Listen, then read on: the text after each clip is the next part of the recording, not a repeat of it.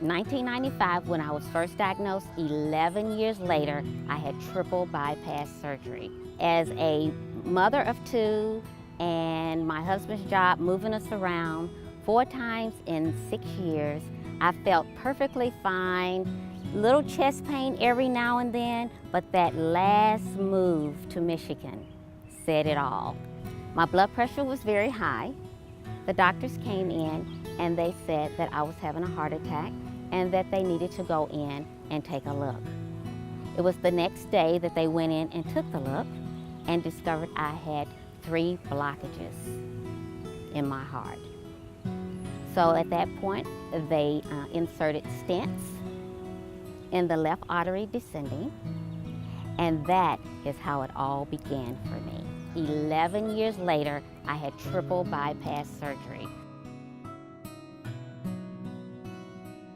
Right now, I feel like I did when I was probably about 10 or 11 years old. I have energy. My attitude is, I think it's the best. The very first thing that I wanted to do is become educated on the risk factors. I also wanted to know what community organizations were out in the community and available to help individuals as myself.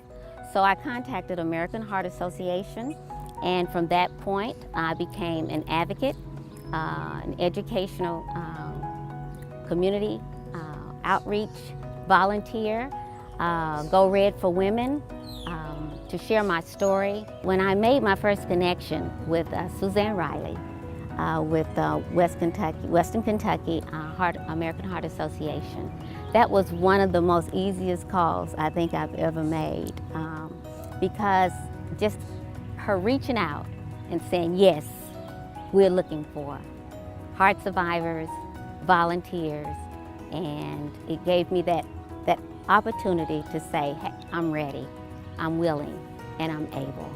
It's ongoing. It's like it's that lifeline.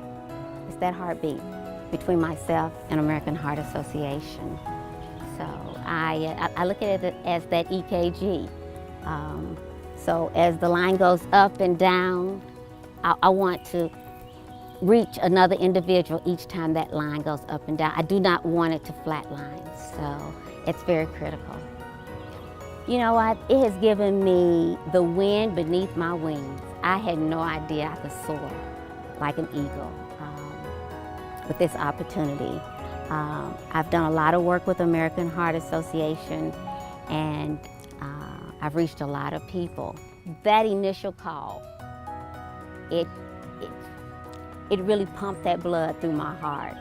And I encourage others all the time. If you don't know where to volunteer for American Heart Association, because the more voices that we have out in our community to promote heart awareness, I think the better it is, because it affects so many people that they have no idea that they are affected.